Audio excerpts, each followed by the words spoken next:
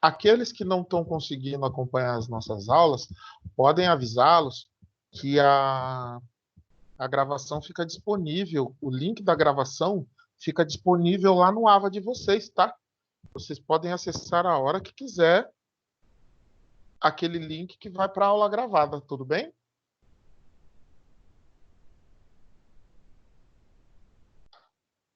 Então, hoje, nós vamos falar das principais abordagens na metodologia científica, ou na pesquisa, né, no caso.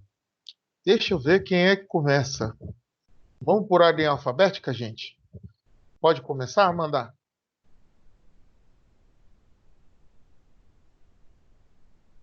Amanda. Cadê você, Amanda? Oi, professor, tá aqui. Eu achei que você tinha ido jantar de novo Tá e me escutando? deixado. Tô. Não, não. Podemos Daqui a iniciar? pouco eu vou. Podemos? Então, manda bala. É pra eu ler? Sim, senhora. Deus do céu. Pera aí, professor. Tá uma bagunça aqui. Operando.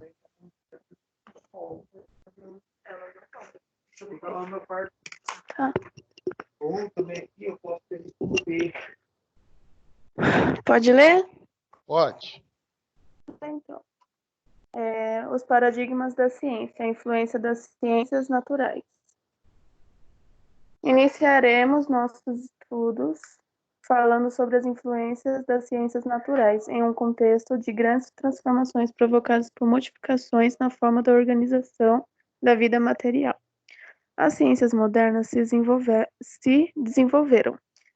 As respostas existentes naquele momento já não se mostravam adequadas para as novas demandas decorrentes da modificação impulsionada pelo modelo burguês da produção. Deixa eu baixar um pouquinho aqui, peraí. Pronto. As ciências sociais surgiram no século XIX, no contexto da Revolução Industrial. Naquele momento da história, tudo se mostrava novo. Eram novas formas de produção, novas relações de produção, regras de vida social, dentre outras coisas. Outro aspecto bastante importante é que se antes as pessoas se distribuíam nas áreas rurais, agora se aglomeram nos centros urbanos em função do trabalho nas indústrias, e isso impacta na realidade social de maneira bastante complexa. Então, gente, trabalhando nesse aspecto, obrigado, Amanda. A gente pode falar que houve a decorrência da aglomeração é o êxodo rural. Uma vez que as ciências sociais surgiram no século XIX, mais precisamente na Revolução Industrial, em 1890, com a mudança, né, da produção, a realidade foi outra. Já não existia mais o trabalho do artesão como único. Ali se produzia em escala. Uma vez que se produzia em escala, eu precisava de muita mão de obra. E se eu preciso de muita mão de obra, eu tenho que captar essa mão de obra. Então, com isso, foram mudando os hábitos, a cultura, a forma de viver em sociedade, e aí sim surgiu a necessidade das ciências sociais, que exatamente estuda esses aspectos, né, da transformação. Quem é agora? Deixa eu ver. Bianca, consegue ler para a gente, Bianca?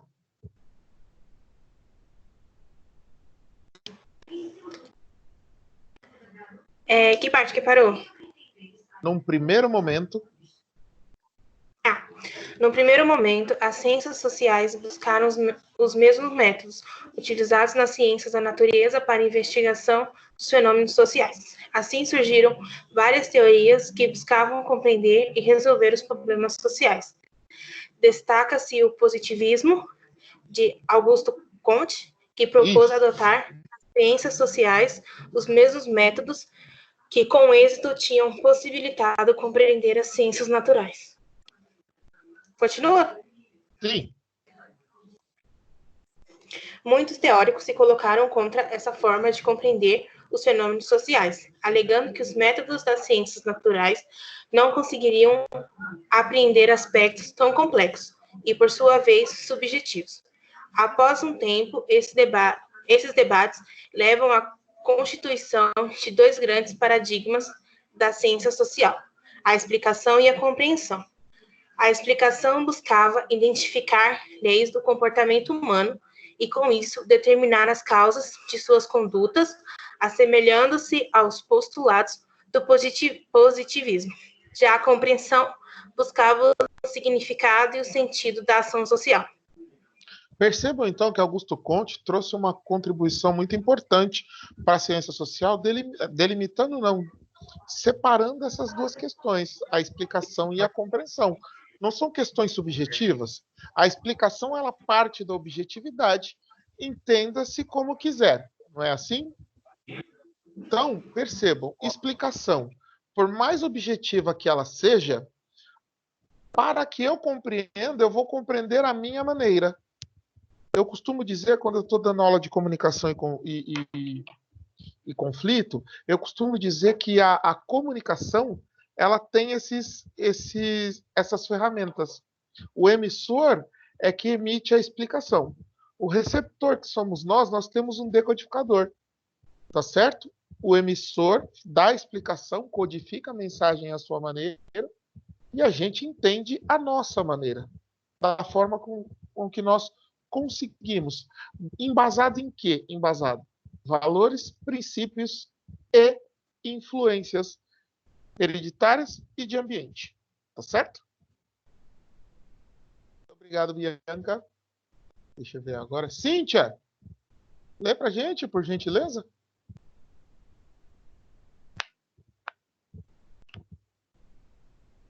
Cíntia, cadê você, minha filha? Ó, só porque eu pedi para ler, ela saiu. Absurdo. Jéssica Fonseca, é você, então, a próxima da lista. Boa noite. Boa noite, professor. Bora lá? As ciências sociais, inicialmente, aplicaram os mesmos métodos utilizados nas ciências naturais, principalmente em função do que se define como cientificidade. Nas ciências da natureza, a cientificidade repousa principalmente em dois critérios: a dedução racional e a verificação experimental, ou seja, só há conhecimento científico se é possível repeti-lo ou prever com certeza seu aparecimento sob determinadas condições. As principais abordagens teóricas no âmbito das ciências sociais. No âmbito das ciências sociais, podemos encontrar diferentes formas de abordagem em relação aos fenômenos sociais, a depender da orientação dos teóricos. Vamos adotar a abordagem de Richardson, de 1999, que define três como as principais correntes: o positivismo lógico, o estruturalismo e o materialismo dialético. Vejamos cada uma delas mais detalhadamente. Continua? Obrigado, Gé. Não, essa aqui sou eu, tá? Para fazer a explicação de cada uma delas. Vamos lá. Positivismo lógico. Deixa eu colocar o óculos, senão eu não enxergo. Se delineia em um contexto de grandes transformações na base econômica e que se impactam a vida social. Para o pensamento positivista, os males decorrentes desse processo seriam eliminados com o avanço da ciência, que teria condições de superá-los. Neste sentido, o positivismo reforça que há necessidade de unificar um método científico e que, por ele, se alcançaria o conhecimento necessário à humanidade. O método estaria baseado nas leis causais e domínio dos fatos. Um dos grandes pensadores do positivismo foi Augusto Comte, sendo sua obra a referência principal mencionada em relação a este paradigma. Para o positivismo, só existem duas formas de conhecimento científico: a das ciências lógicas e matemáticas e a das ciências empíricas. Isso mesmo, quando se trata de ciências sociais. Então, percebam que o positivismo lógico, ele precisa ter algo para se embasar. Se ele não tem algo tácito, ele não acredita. Se vocês identificarem aqui, ó, ciências lógicas e matemáticas e das ciências empíricas. A gente sabe que muito conhecimento que foi produzido saiu de ciências empíricas. Quais são as ciências empíricas? Aquela da experimentação. Eu tenho uma dúvida, eu tenho uma hipótese de que aquilo pode ser, e aí, através da pesquisa, eu confirmo ou não aquela hipótese. Tudo bem? Tranquilo até aí? Sim. Então, tá bom. Estruturalismo.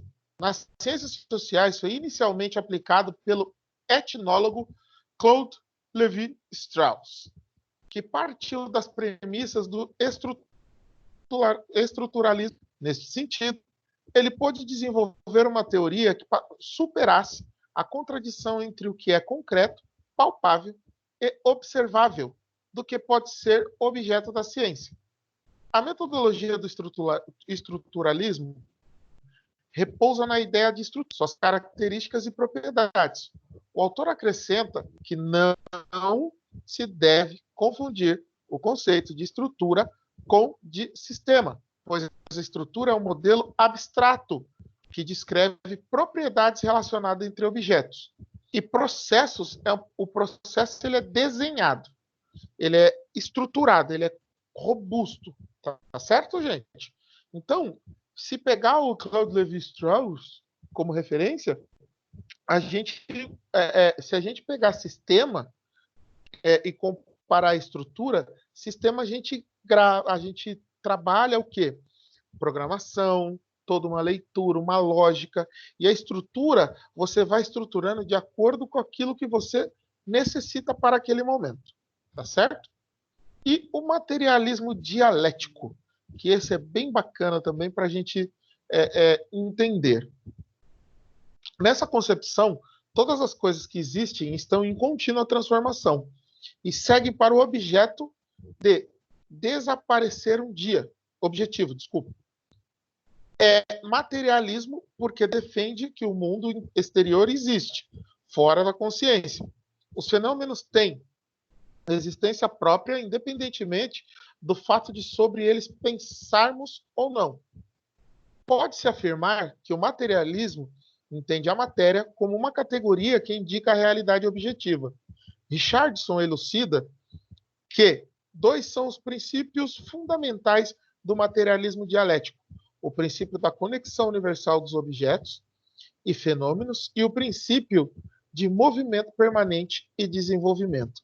Então, se a gente entender traçando em miúdos o materialismo dialético, a gente pode falar que indica a realidade objetiva como ela é. E aí a gente tem as questões da conexão universal e do desenvolvimento permanente. Simples assim, gente. Sem dar trabalho, nem perder tempo. Tá certo? Dúvidas até aí? Por enquanto, não. Então, vamos lá. Agora, eu quero fazer um debate com vocês em relação às resenhas. Como que foi a resenha, gente?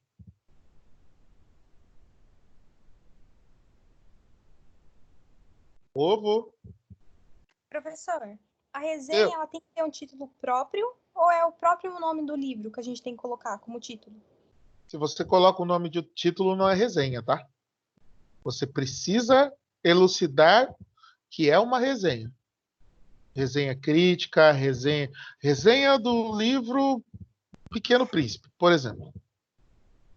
E aí você vai denotar que aquilo não é uma cópia ou um resumo do livro, e sim uma resenha, ou seja, a sua opinião em detrimento à leitura da obra, tá certo? Tá ok.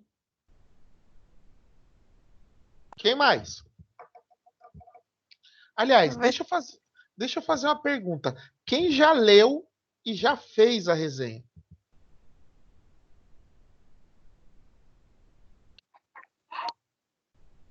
Eu li, mas ainda não terminei a resenha. Professor, eu já li o Pequeno Príncipe várias e várias vezes, só que eu tô lendo de novo. Depois eu faço a resenha. Amanda, já fez a sua resenha? Não, professor, mas eu já li o livro várias vezes também, mas ainda não fiz a resenha, não. Bianca já fez a resenha? Ainda não, estou terminando de ler o livro. Eu queria saber se o senhor acha interessante a gente assistir o filme também, ou ele é muito diferente do livro? Na verdade, a diferença entre o livro e a obra escrita é que o livro parte da premissa que é um resumo da obra escrita. Não, Vai ter sim. bastante coisa, vai ter um olhar diferente também. Se você fizer o comparativo da leitura versus o vídeo, você vai perceber bastante diferenças entre eles também. Mas eu aconselho também. É mais uma fonte para que você possa pesquisar, entendeu? Tá bom, então, obrigada. Cíntia, já fez? Não, ainda não fiz, estou lendo o livro. Ok. Karine, já fez a sua, Karine? Tô terminando. Silvio Santos, Oi, professor. tudo bem? Tudo bom? Já fez a sua resenha? Negativo, professor. Vou fazer esse final de semana. Tá. Ô, gente, o que que acontece? Teve muitas pessoas que me mandaram mensagem com dúvidas. E a principal dúvida foi a seguinte: professor, eu preciso fazer um resumo ou uma resenha? Eu falei, gente, vamos lá. Eu quero a resenha. E dentro da resenha é imprescindível que se tenha o resumo, porque é através do resumo que você vai nortear a sua reflexão acerca do objeto estudado, ok? Então vamos lá, deixa eu falar mais uma vez.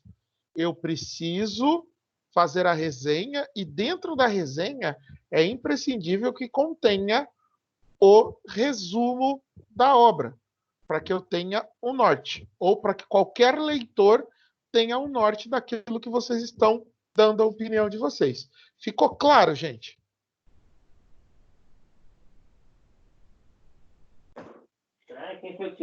Professor, então, eu acredito que é porque muitos não participaram da aula. Aí fica com essa certa dúvida, entendeu? Entendi. Hoje então você vai me fazer o seguinte: você vai reforçar lá no grupo, eu também vou mandar depois, se eu não esquecer, a seguinte informação. Houve dúvidas em relação ao trabalho? Vai lá no AVA, clica na aula, que eles vão assistir a aula que nós tivemos.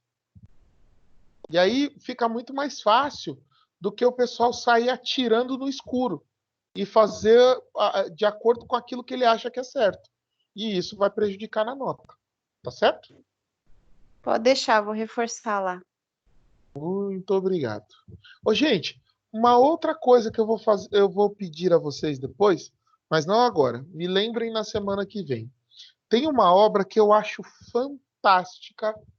Eu acho fantástica. Se vocês já quiserem procurar para vocês já irem se familiarizando com a obra, o nome da obra é O Homem que Calculava, de Malbataan. Professor, mas por que o senhor vai pedir essa obra para a gente? É um livro curtinho, um livro antigo já, que ele mostra diferentes formas de se aprender. Malbataan era um matemático da época que ele tinha métodos inusitados de fazer a contagem dos animais, das ovelhas que tinham no pasto. E ele não errava uma conta. Então, é bem interessante a gente fazer essa leitura para a gente entender como é que funcionava o processo de aprendizagem naquela época. Pode ser, gente? Pode, professor. Então já anotem aí. Eu não escutei seu áudio. Anotem o nome de uma obra que eu vou pedir para que vocês façam uma leitura, mas não agora. Depois que vocês entregarem, a data limite para a resenha era hoje ou a semana que vem? Eu não me lembro. Era semana que vem. Dia 11. Dia 11, né? Depois Então, Dia das... Depois do Dia das Mães. Isso, eu lembrei, é verdade. Então vamos lá. Na quarta-feira que vem eu vou explicar direitinho em relação à leitura do homem que calculava. Vocês me lembram dessa questão? Ok. Tá. Então agora a gente abre para perguntas de vocês.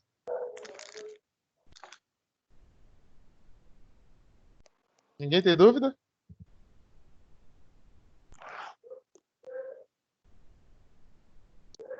Meu Deus, gente. Eu tô assustado. Ou vocês entenderam tudo de maneira muito rápida, ou eu tô realmente preocupado com vocês. Como eu não peguei do começo, eu tenho bastante dúvida mesmo, mas depois eu vou assistir a aula, professor. Tá, e os meus canais estão abertos, tá, Vanderleia? Você pode acessar o WhatsApp lá e me perguntar se tiver alguma dúvida, se ficou alguma dúvida depois de você ter assistido a aula, tudo bem? Tudo bem. Vamos fazer o seguinte então, gente. Como toda semana, abram a câmera de vocês, por gentileza, para a gente pegar um take bem bonito de vocês para a nossa fotinha semanal. O Silvio não se deu nem o trabalho de sair da cama. Meu Deus do céu. Professor, Fale, a única aula que eu consigo descansar um pouquinho, ficar assim relaxado e deitado é a do senhor. Meu Deus do céu, eu não sei se eu fico preocupado ou se eu fico aliviado. Vamos, Amanda, vamos, Bianca, Cíntia, Jéssica, Karine, Vanderleia, abram as câmeras de vocês. Bora. É uma luta para abrir essa É uma câmera luta aí. semanal, gente. Meu Deus. Karine até saiu já, ó. Karine falou, não, essa eu tô fora. Jéssica, abra sua câmera, Jéssica. Vanderleia, Hoje não dá, não. hoje dá sim, sempre dá, gente. Bora, Vanderleia. Bora, Bianca. Bora, Cíntia. Bora, Amanda.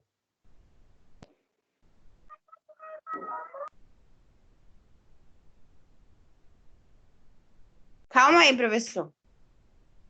Oh, meu Deus, esse povo. Cadê a imagem, Amanda? Cadê a imagem, Bianca? Cadê a imagem, Cíntia? Cadê a imagem, Vanderleia?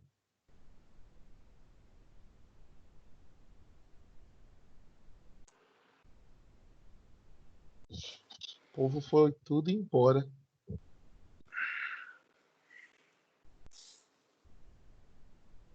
Foi se Aí, maquiar. ó. Tá vendo? A Vanderleia já abriu. Cadê você, Jéssica? Cadê você, Cíntia? O povo nem responde mais. Que absurdo. Foi se maquiar, professor. É mulheres. Vamos, Jéssica. Abra logo, Jéssica.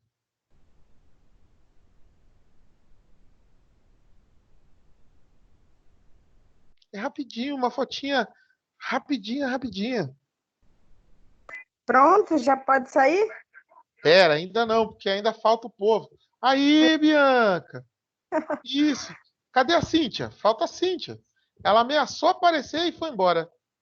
Vamos, Cíntia. Aê, meu povo. Eu gosto é assim. Peraí. Sorrisão de todo mundo. Sorrisão. Aê, meu povo. Pronto. Não doeu nada, tá vendo? Já podem fechar.